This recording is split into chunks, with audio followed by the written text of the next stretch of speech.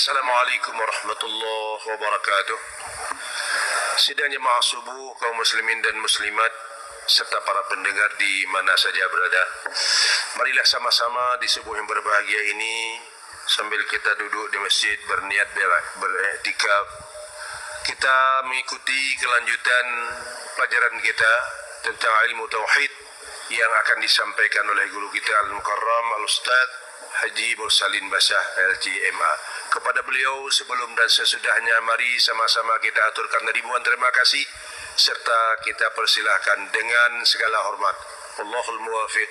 Wassalamualaikum warahmatullahi wabarakatuh.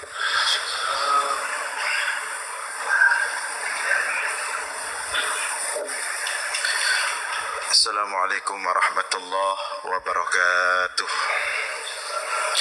Alhamdulillahil wahidil ahad الفرد الصمد الذي لم يلد ولم يولد ولم يكن له كفوا أحد والذي ليس كمثله شيء وهو السميع البصير.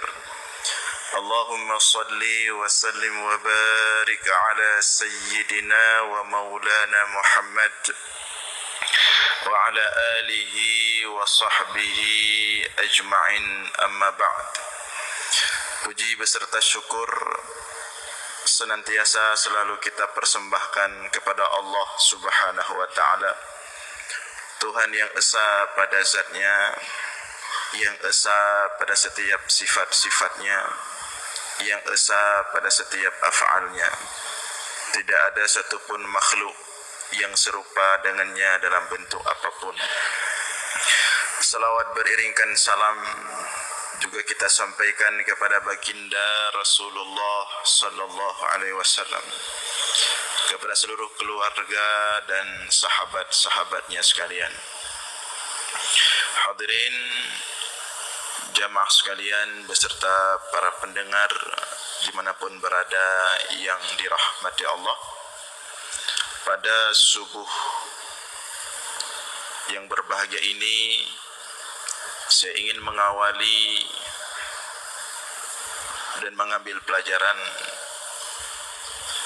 Yang pertama, saya ingin menyampaikan berita duka yang sangat mendalam bagi kita masyarakat Aceh dengan kepergian dan meninggalnya salah seorang ulama besar di Aceh, yaitu Al-Alim Al-Jalil Al-Faqih Al-Fahamah Profesor Dr.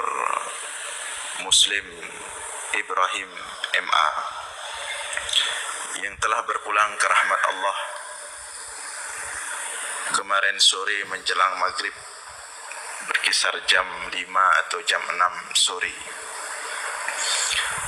Maka ini merupakan musibah bagi kita dan sangat patut untuk kita berduka atas musibah ini, di mana Rasulullah pernah bersabda sebagaimana diriwayatkan oleh Imam At-Tabarani, mautul alimi musibatun la tujbar wa thulmatun la tusad wan najmu tumisa wa mautu qabilatin aisar min mauti alimin.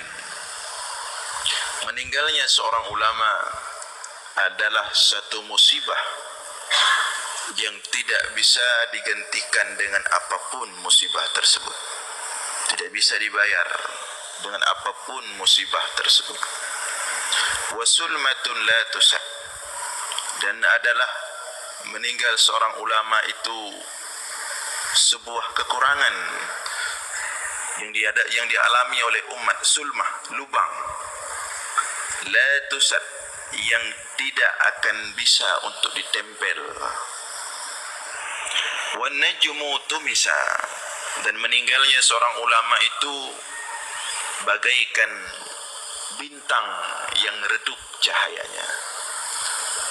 Wa mautu qabilatin aisar min mauti alimin, dan meninggalnya satu penduduk kampung, desa, itu masih lebih ringan daripada meninggalnya seorang ulama.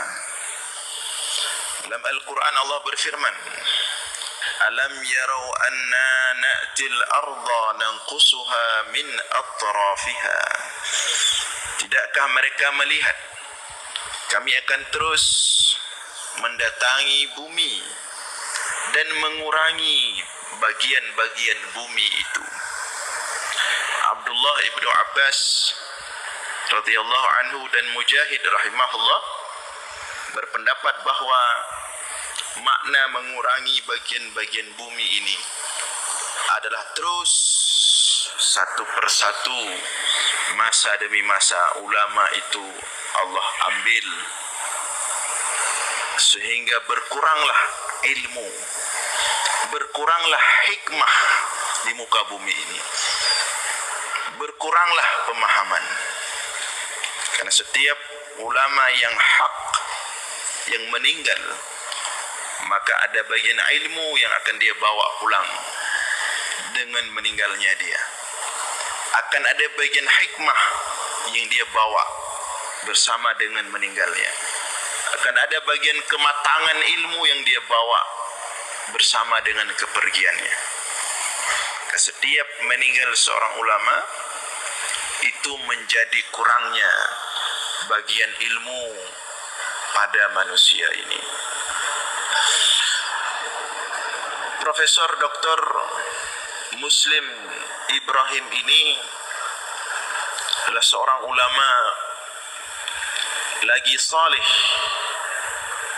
dan sangat besar perannya bagi pembangunan Aceh, khususnya bidang keagamaan dan pendidikan. Setidaknya ada 3 hal yang bisa kita ambil daripada almarhum al-mukarram guru kita ini, yang kemudian beliau disebut layak disebut sebagai seorang ulama yang hak lagi saleh. Alasan yang pertama, karena keilmuan beliau yang mendalam, karena keilmuan beliau yang luas. Saya sebagai salah seorang mahasiswa yang pernah menimba ilmu di Al-Azhar Kairo, Mesir, bisa merasakan langsung bagaimana keilmuan beliau itu ditempa di Al-Azhar. Mulai S1, S2 dan S3. Saya yang S1 saja tang-tang datat untuk leuhian berat. Yang esa beliau S2, S3 dan bukan jurusan kecil, bukan jurusan cilet-cilet yang beliau ambil. Jurusan fikih muqaran, perbandingan mazhab. Yang harus beliau baca itu bukan Syafi'iyah saja dan bukan 4 mazhab saja. Belasan mazhab yang pernah ada dalam ranah keilmuan fikih Islam. Mulai daripada mazhab sahabah sampai mazhab yang 4 yang tersisa hari ini. Ditempa beliau dengan fikih perbandingan mazhab itu sampai berhasil menyelesaikan S3-nya di Al-Azhar pada waktu umur beliau ketika itu yang masih muda sekali. Karena beliau menyelesaikan doktor di Al-Azhar dengan umur yang masih muda ketika itu, maka banyak media-media Arab itu mengangkat prestasi beliau. Mudahnya mau media lokal hanai ibu nanda yang nanti ibu angkat. Banyak media-media Arab mengangkat nama beliau sampai salah satu kampus di Arab Saudi itu tertarik untuk mengundang beliau menjadi salah satu tenaga dosen di sana, salah satu kampus di Arab Saudi. Tapi beliau ketika itu dengan santun menolaknya. Saya tidak bisa membayangkan kalau beliau berkiprah di pusat, beliau mungkin hari ini akan menjadi salah satu tokoh nasional. Tapi beliau memilih untuk pulang ke Aceh dan mengabdi di Aceh. Mengabdi di Aceh. Di MPU, kalau di MPU nama beliau tidak asing lagi. 21 tahun lebih kurang beliau memimpin MPU sebagai wakil, sebagai ketua. 21 tahun. Ya. Kemudian beliau adalah salah satu tokoh yang punya jasa besar dalam mengatur, dalam menyusun kanun kita di Aceh, bidang pelaksanaan syariat Islam. Maka di segi keilmuan beliau ini betul-betul luas sekali, betul-betul dalam sekali. Karena di Al-Azhar itu tidak sembarangan dilepaskan seseorang meraih titel magister dan doktor. Cukup sulit sekali, cukup berat. Maka kalau sudah dilepaskan, diberikan, itu betul-betul sudah menguasai dan mendapatkan ilmu yang matang, baru gelar itu diberikan. Dan itu sangat sulit. Nah, ini yang pertama. Maka ini juga menjadi pelajaran bagi kita, bahwa belajar agama ini harus betul-betul. Belajar agama ini harus serius. Tidak boleh cilet-cilet, tidak boleh setengah-setengah. Hari ini sering timbul keributan, kegaduhan di tengah-tengah umat masalah agama. Karena banyak orang-orang hari ini belajar agama setengah-setengah. Belajar agama cilet-cilet. Dia urung terkejut. Dan yang lebih parah lagi, orang-orang yang seperti ini diberikan mimbar, diberikan podium, maka mulailah dia menghembus udara panas yang menyebabkan berbagai kegaduhan di tengah-tengah masyarakat. Yang kedua, almarhum Profesor Dr. Muslim Ibrahim ini dikenal dengan seorang ulama yang sangat santun sekali. Seorang ulama yang sangat tawadhu sekali. Sangat merendahkan hatinya di hadapan siapapun. Sangat ramah terhadap siapapun. Kalau kita cium tangan beliau, malah dibalas beliau cium tangan kita. Tak nak cium, mana mangat, nak tak cium jaro, mana mangat. Ini sosok beliau sangat ramah sekali, sangat santun sekali. Ini hasil daripada sebuah kematangan ilmu. Wa may yu'tal hikmata faqad utiya khairan katsira. Barang siapa yang diberikan hikmah oleh Allah, maka telah diberikan segala-galanya. Puncak dari ilmu itulah hikmah. Dan hikmah itu baru datang ketika ilmu itu sudah matang. Karena kata Imam Al-Ghazali dalam kitab Ayyuhal Murid dan dalam kitab Ihya Ulumuddin, fase orang mendapatkan ilmu itu ada 3. Fase begitu mendapatkan ilmu, merasa diri sudah lebih, karena sudah tahu apa yang tidak orang tahu, bahu bacut. Ketiga fase itu membuat orang sombong dengan ilmunya. Maka fase ini harus diselesaikan, enggak boleh di tengah jalan. Kalau tidak diselesaikan tapi di tengah jalan, ini terancam dengan hadis Rasulullah sallallahu alaihi wasallam. Man talabal ilma liyumari bihi sufaha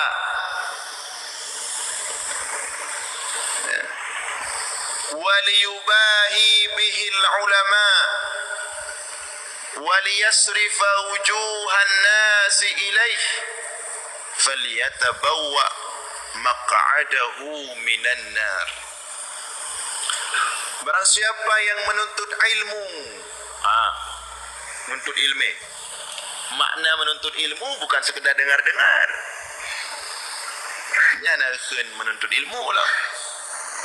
Makna menuntut ilmu itu mendengar dengan penuh seksama, menulis, menghafal, mengingat, memutalaah siang malam.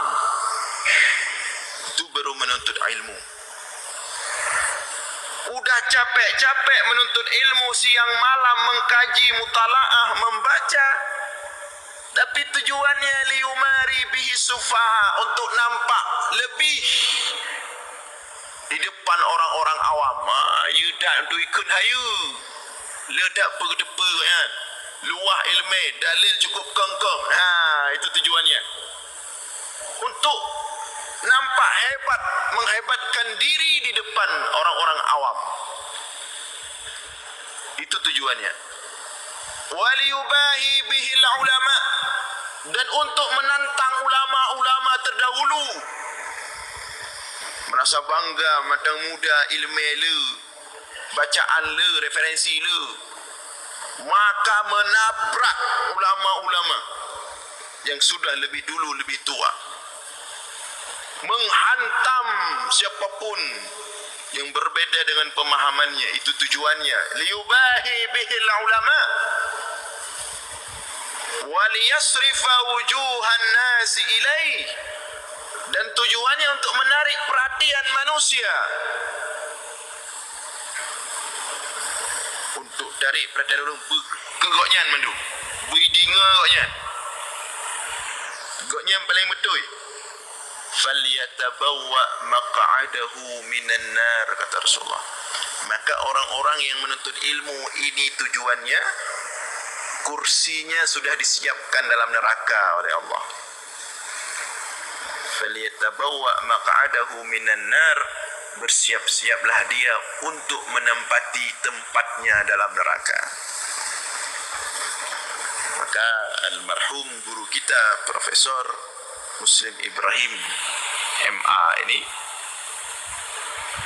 telah Allah selamatkan daripada sifat-sifat ini. Sangat santun sekali, sangat pengasih sekali. Siapapun yang duduk dengan beliau akan merasakan itu.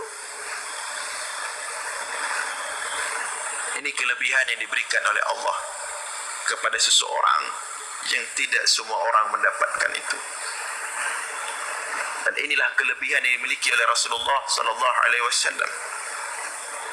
Fabima rahmatin min Allah linta lahum walau kunta faddan ghalidhal qalbi lam faddu min hawlik fa'fu anhum wastaghfir lahum washawirhum fil amr. Wahai Muhammad, gara-gara kesantunanmu, gara-gara kelembutanmu, gara-gara lunaknya hatimu, gara-gara kasih sayang yang ada dalam hatimu, Allah tundukkan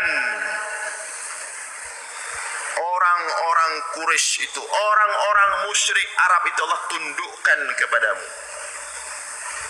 Walau kunta faddan ghalidhal qalbi lam faddu min hawlik. Seandainya kamu Muhammad keras hatimu, kasar sikapmu, maka semua orang akan lari darimu. Oleh karena itu, fa'fu anhum, maafkan semua mereka, rangkul mereka, wastaghfir lahum, mintalah ampun kepada Allah untuk mereka, wasyawirhum, duduk bersama mereka, tanya pendapat mereka, berdiskusi dengan mereka. Ini salah satu sifat yang diberikan oleh Allah kepada almarhum, yang mudah-mudahan sifat ini juga Allah titipkan pada kita. Yang ketiga, ini yang terpenting, yang dimiliki oleh almarhum, dan ini juga karunia Allah, yang apabila diberikan karunia ini oleh Allah kepada seorang, maka ini karunia terbesar. Apa itu? Almarhum Profesor Dr. Muslim Ibrahim ini adalah sosok pemersatu umat, sosok penengah di tengah-tengah umat. Maka inilah yang membuat beliau berkali-kali memimpin lembaga yang sangat terhormat di Aceh, lembaga yang sangat mulia di Aceh, itu Majelis Permusyawaratan Ulama Aceh. Karena sifat beliau ini sebagai pemersatu umat, sebagai penengah di tengah-tengah umat. Ketika ada keributan, ketika ada kegaduhan, ketika ada perbedaan pendapat yang sengit di antara beberapa kalangan di Aceh, beliau telah berhasil mendamaikan, mempersatukan, menghangatkan suasana sehingga semua bersatu dengan damai, sejuk dan indah. Ini sosok beliau.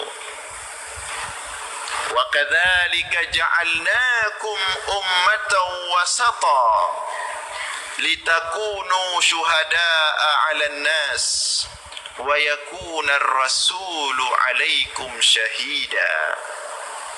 Dan demikianlah kami jadikan kalian umat Nabi Muhammad ummatan wasata, umat yang tengah-tengah, wasatan. Itu hakikat umat Nabi Muhammad, umat yang dipersiapkan oleh Allah sebagai penengah. Setiap masalah yang dihadapi oleh umat, kita itu penengah. Litakunu syuhada'a 'alan nas, agar kalian, kata Allah, bisa menjadi saksi kepada seluruh manusia. Maka kita harus jadi penengah. Kalau kita masuk dalam salah satu konflik, kita nggak bisa jadi saksi, harus jadi penengah. Dan ini saya pikir pendidikan penting sejak dini untuk kita ajarkan kepada anak-anak kita. Kepada juga kita sampaikan kepada orang tua, kepada guru-guru di sekolah.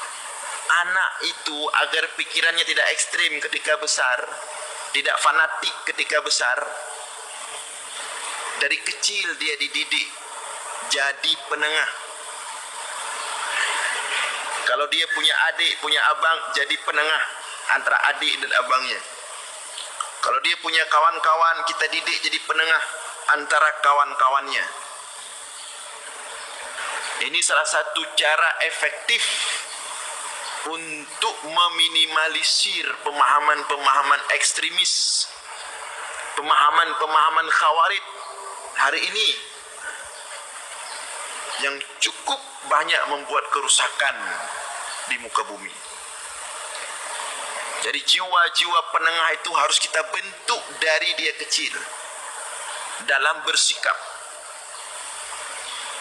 dalam bertindak, dalam berbicara. Bagaimana berusaha menjadi penengah, bukan malah membesarkan api permusuhan, bukan malah menghidupkan fitnah yang padahal fitnah itu sedang tidur, malah dia hidupkan fitnah. Rasulullah mengatakan, al-fitnatu naimah la'anallahu man ayqadhaha. Fitnah itu tidur. Allah melaknati siapa-siapa yang suka membangunkan, menghidupkan fitnah. Nah, hadirin sekalian yang dimuliakan oleh Allah, 3 sifat yang mulia ini dimiliki oleh almarhum. Yang pertama, ilmu yang luas dan dalam. Yang kedua, akhlak yang santun, merendah hati dan sangat pengasih dan ramah.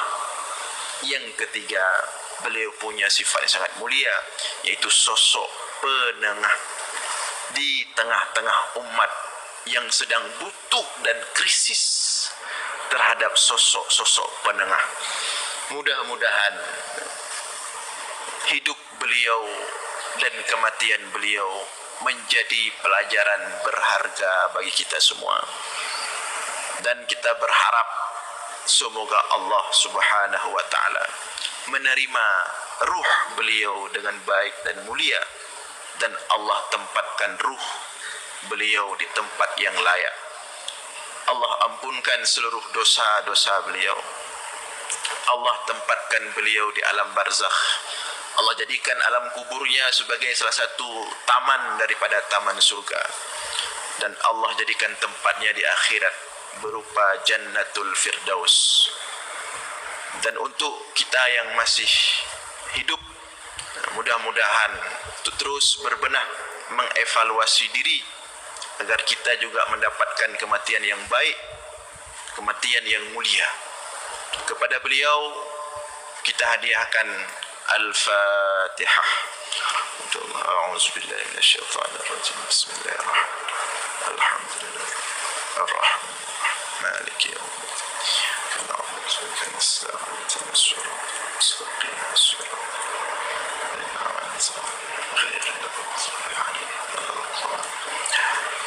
Saya mendapatkan informasi beliau akan dikebumikan pada pagi ini sekitar jam 10 atau jam 11 di kediaman beliau di kampung di tempat beliau tinggal, yaitu di Kampung Limpuk, Darussalam. Ya, mungkin barang siapa yang punya waktu boleh ikut melaksanakan fardu kifayah terhadap beliau. Demikian, mudah-mudahan ada manfaat. Mohon maaf atas segala kekurangan. Aqulu qawli hadza wa astaghfirullah li wa lakum. Wassalamu alaikum warahmatullahi wabarakatuh.